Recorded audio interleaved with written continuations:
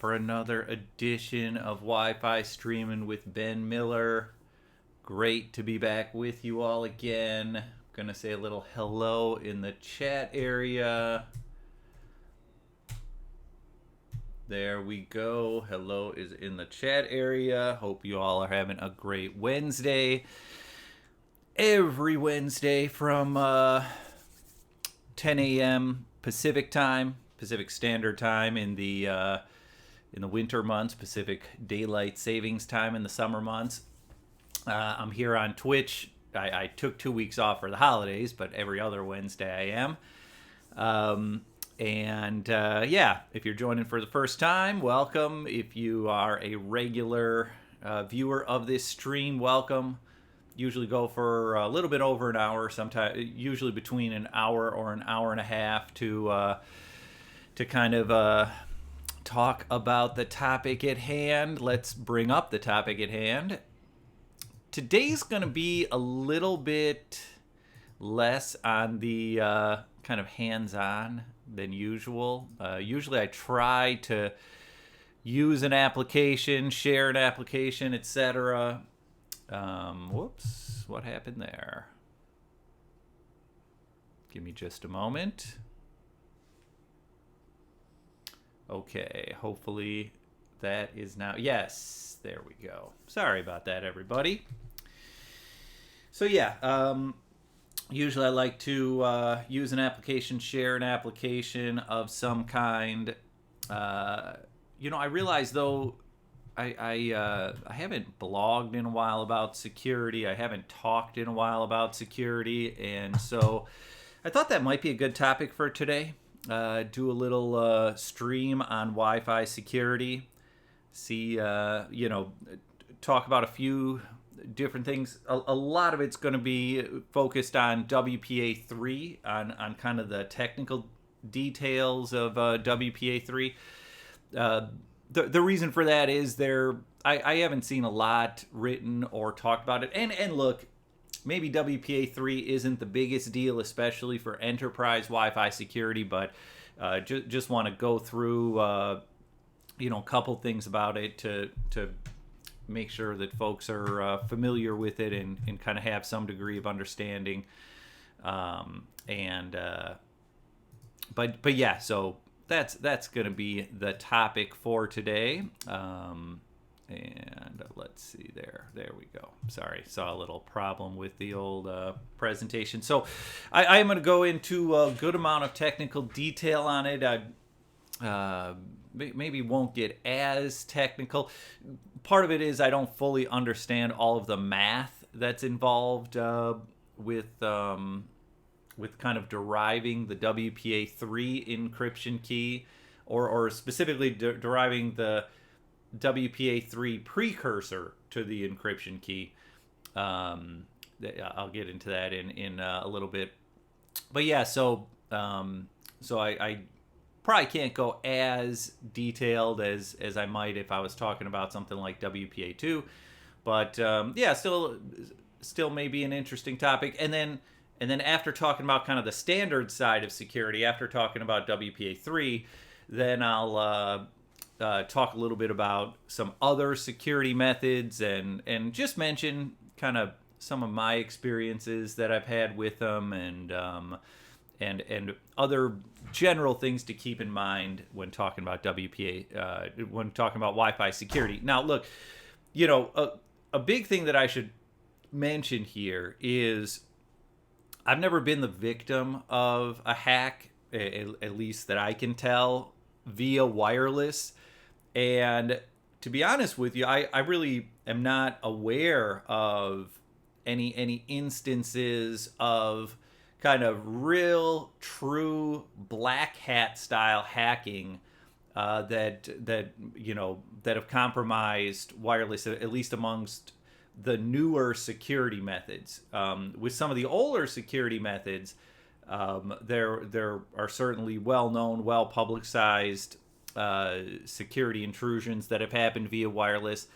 There have been known and publicized security intrusions that have happened via wireless, but that were sort of not the fault of wireless, meaning a wireless device was used that had access to the network, that had authorized wireless access to the network, and something that was on the wired side of the network, was kind of the problem and was the reason why there was an issue of some kind. But yeah, I guess what I'm saying is,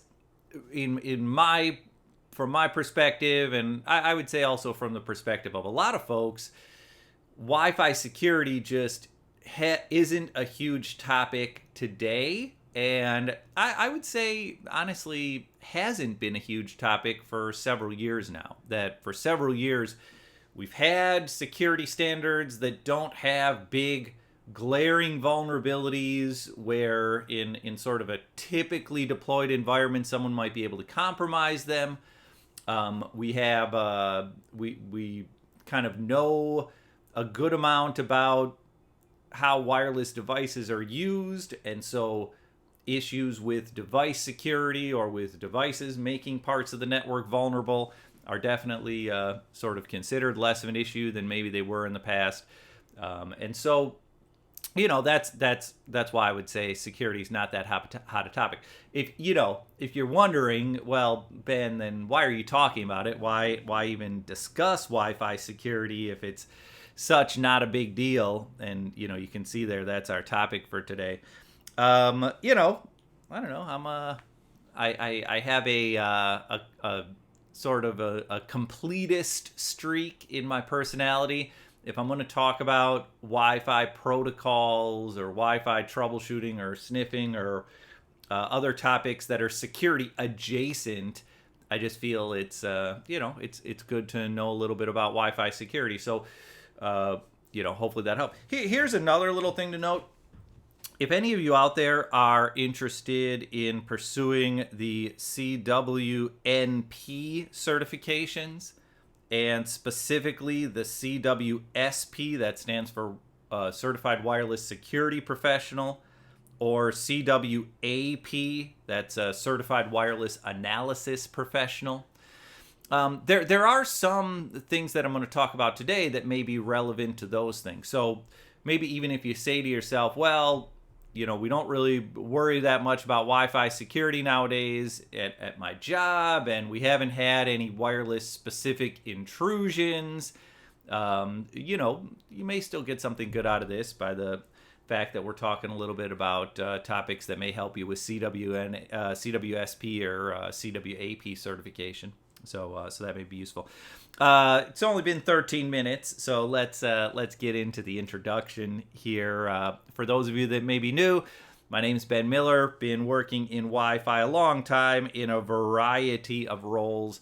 I actually just posted on Twitter this morning, as it happens, that currently I am looking for something new. I mentioned many times on the stream that I worked for about a year at USC at the University of Southern California here in Los Angeles, and worked as a senior wireless network engineer there. That ended in September, and I've done some consulting and writing projects since then. But I actually just found out yesterday that I more or less have kind of an opening where I'm not really committed to anything. I was actually supposed to be starting on something relatively soon, but that kind of fell through. So if there are any folks looking for a Wi-Fi professional, hey, I'm here. And just to be clear on it, currently what I'm doing is contract work, but I'm at least open to the idea of a full-time gig. That was actually what I was thinking that I was going to be starting up. I was planning to take a new full-time position starting later this month, but it just didn't end up working out. And so yeah, that's why I posted the little note on Twitter. For those of you that may follow me on Twitter, if you want to follow me on Twitter, Ben Miller, very simple Twitter handle, is the Twitter handle. Obviously here on Twitch, one thing, I don't know if I've mentioned this before, but definitely appreciate anyone who subscribes to the Twitch stream. You'll get the little notifications indicating when the stream is starting up. I try to keep it a pretty consistent 10 a.m. Pacific time, which would be about 6 o'clock in the evening UK time. I know things sometimes change a little bit with daylight savings time here in the US. But I try to keep it pretty consistent to that on Wednesdays. But this way, if I do find the time to do more streams, or if you forget about a Wednesday, you can join there. And if you want to contact me, of course, Ben_Miller at iCloud.com is the place where you can reach me. So yeah, let's get into talking about it, and let's get into some WPA3 talk. Let's get into some security talk. And look, I'm about to do some lane stepping here. I'm about to get out of my lane. I know that, it tends to be better to stay in one's lane, but I find it a little bit difficult to talk about security without adding a certain amount of context to it. So I want to start out with just some kind of general security talk to kind of gain an understanding of what we're talking about here. And just starting out with, how are we going to secure things? And I am completely stealing this from a guy named Bruce Schneier, Schne. Oh, man, I'm probably butchering his name. It might be IER. I should actually probably check this. I should have checked it in advance. EIER. SCHNEIER. Bruce Schneier. If you do a Google search on Bruce Schneier, you'll find the guy that I'm talking about there. I know he at least used to do some blogging on security. Maybe he still does. To be honest, I haven't looked at his blog in a couple years. But I want to be, look, admittedly, one of the reasons that I like Bruce Schneier is because he's a security guy. That's kind of his name, his reputation, his expertise. Two, or B, I should say, he really kind of knows the math side of security very well. And at least to me, that's of great importance for IT security. If you don't understand the math behind how cryptography or how authentication is happening, if you don't understand the science behind it, so to speak, I find sometimes there can be holes. You may mistakenly want to do things or suggest things or even implement things that may not quite be best for your environment if you don't have that background. And then C, he tends to be, I don't know how else to say it, but I'm just going to use the word libertarian. He tends to be a bit on the libertarian side of things, meaning that he doesn't sort of endorse harsh security for the sake of looking tough.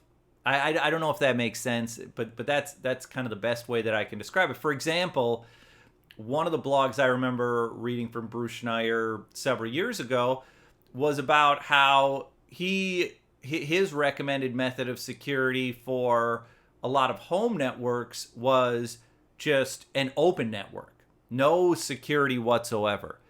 And his basic rationale for that was, now this is just purely from a security point of view, okay? If adding a password to your home network may be useful from a performance point of view. If you say to yourself, oh, I live in, a densely populated area, an apartment complex, or you live in a home where there's a lot of homes nearby and you can kind of hear other homes' Wi-Fi networks, then you may have concerns of keeping your network wide open because you may be worried that your neighbors are going to use your network, download a bunch of stuff, kind of use up all your bandwidth and cause issues. Sorry, I got a little hair over there that's stray. And basically make it so that your network is a little bit slower or less stable than you want it to be because there's so many neighboring devices on the network. But if you exclude that part of it, if you exclude the performance part of it, Bruce Schneier was essentially saying that, we already have encryption. We already have SSL for the vast majority of our applications. Email tends to be encrypted with SSL, both corporate email and personal email services like Gmail, Hotmail. I use iCloud, obviously. So we already have, and web traffic and other applications tend to use SSL. They tend to use HTTPS or SSL. And so he's saying essentially the Wi-Fi encryption part of things is unnecessary. And by adding a password to your network, you're sort of risking revealing more about yourself than you might like. For example, if you add a password to your network and a friend comes over or something like that, you might be compelled to tell the friend the password to your network, and that may reveal something about your security in other areas. You may be using the password of your dog, and that may kind of tell someone, hey, this is a person who likes to use passwords that correlate with personal things. Let me try this person's wife's birthday in reverse as a PIN number to try to get into that person's phone or something like that. So that was kind of the idea there. Is when you're on a home network, you don't have any really sort of valuable stuff that you tend to have stored on the home network, where if one of your neighbors or someone gets on your home network, they may be able to get into some server or something like that. That's more of an enterprise concern. It's not a it's not a residential concern as much. So you don't necessarily have to worry about the authentication piece with wireless home security as much. And then for the encryption piece, again, we already tend to use applications that are encrypted. So that was kind of a Bruce Schneier thing. And to be honest with you, I think it's good. That's something that I definitely agree with. I understand, if you don't feel comfortable having a completely wide open network where any neighbor or any person nearby can connect, then don't do it. But if you sort of emotionally don't mind having that happen, from a pure security perspective, yeah, I tend to agree with Bruce Schneier that open security is probably the best security for residential Wi-Fi networks. So again, that's one of the reasons that I like the guy a lot. And these 4 things are completely lifted from a Bruce Schneier blog post from I forget how long ago. What he was saying is that for just about any type of security, not just IT security, you can really kind of break it down into 4 areas that you're looking for. You want prevention, detection, response, and auditing. Or, nowadays people tend to call auditing forensics, but back in the original blog post that Schneier did, he called it auditing. And as far as what those things mean, what I'm using here, what these things are here, is these are all examples from just plain old home security. Not home IT security, but just security for your home overall. Prevention, those are things that prevent bad things from happening. Keep the bad guys out, keep the bad guys from being able to overhear your conversations, etc. For home security, that'd be having a locked door, having a chain link fence, having a moat if you live in a castle of some kind. I just was watching Lord of the Rings on Netflix yesterday. I was reading that Lord of the Rings is not going to be on Netflix for that much longer. I hadn't seen the movie in 10 plus years, and so I decided to rewatch it. Man, that series, there was a 3-movie series. If you've never seen it, it's very impressive. There's no doubt about it. It has a lot of this Dungeons and Dragons and magic and ghosts and goblins type stuff. I don't know if ghosts and goblins is the right word, but a lot of this fantasy stuff. But even if you're not into the fantasy type stuff, just the economy of storytelling is absolutely incredible. It's just really impressive to me how much information is packed into the 3 movies, how the characters are handled, etc. Very impressive. A tour de force, one might say, when it comes to the storytelling realm. But yeah, so forgetting about the moat thing. So prevention is one part of security. You know, we want to prevent bad things from happening, but we don't want to over focus on prevention. Obviously, we hope that an attack never happens. These last 3 things are sort of for if/when an attack happens. Whoops. So the last 3 things are like, let's not be naive. Let's not believe that we can create the world's first inescapable prison, essentially.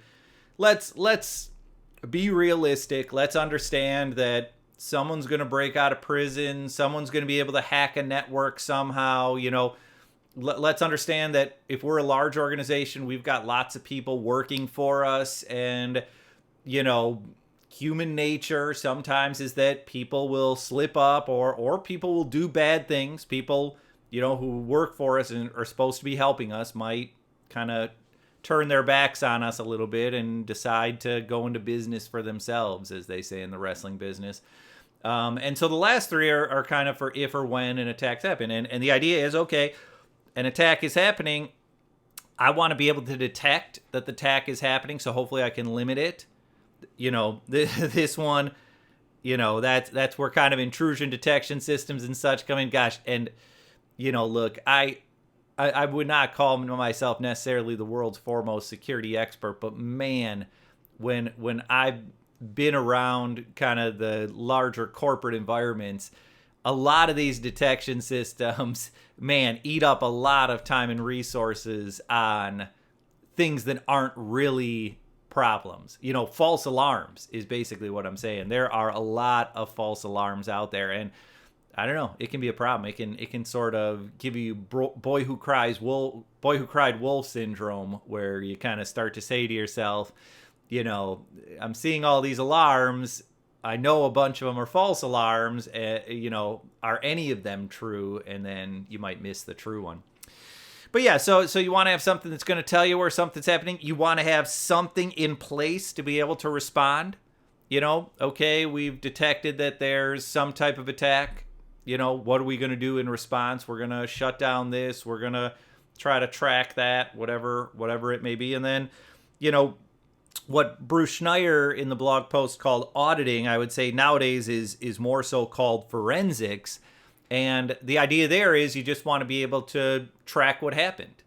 You know, one of the reasons why I use the home security example when talking about security is my sister had a home security issue. My brother-in-law got a big score at a casino. He like hit some video poker machine or something like that for some money. And my brother-in-law is not the most shy person in the world, so he definitely likes to, you know, talk about positive things that have happened to him, let's put it that way. And so he had mentioned to a bunch of people, oh, you know, got, you know, won whatever, a couple $1,000 gambling, etc.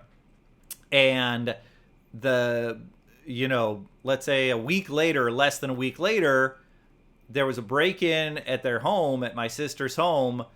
The break-in was sort of clearly made it to look like it was a random break-in, but the only thing of relatively high value that was stolen was this wad of cash that was like in a dresser drawer that my brother-in-law had. And so, you know, the problem there was that there was sort of no forensics to really understand what happened and who was to blame. My sister suspected maybe someone involved with a cleaning service that comes by once, you know, every so often. Maybe someone from the cleaning service saw this wad of cash in a drawer and you know, called up a friend and said, hey, you know, let's pretend there's a robbery here. I know how we can get a few $1,000s at this house. It could have been someone who works with my brother-in-law. My brother-in-law works at he runs a heating and air conditioning shop, and so, you know, employees of his or people he works with at the shop might have overheard him, or he might have outright told them, hey, I got this big score, and they might have said, all right, let's, you know, see if we can get into his home, and it's kind of a small shop. A lot of his employees have been to his home. The point is, they didn't know who it was, and so they never solved the crime. They didn't have any kind of forensics in place. They didn't have any kind of home video camera system or anything like that that could sort of record what was happening so that you could kind of try to, you know, figure out who was responsible for this thing. So the idea there, at least in my opinion, is we got these 4 areas that we want to consider. How are we going to prevent wireless attacks? How are we going to detect them, respond to them, and do a forensic analysis on them, or audit them, if you want to call it that, if they happen?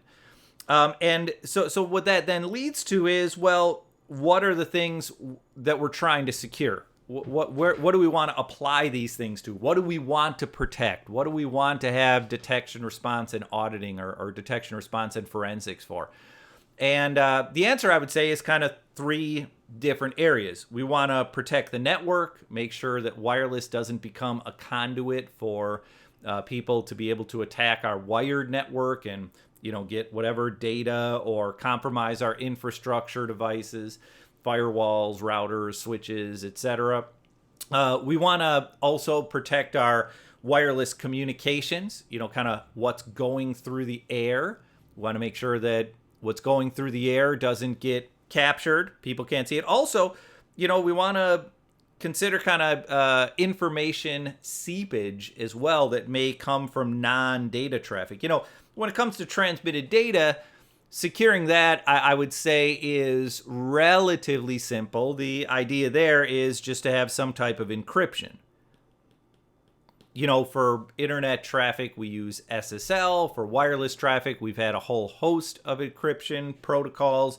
Some of them include WEP, WEP, WPA, which primarily uses an encryption protocol called TKIP, Temporal Key Integrity Protocol.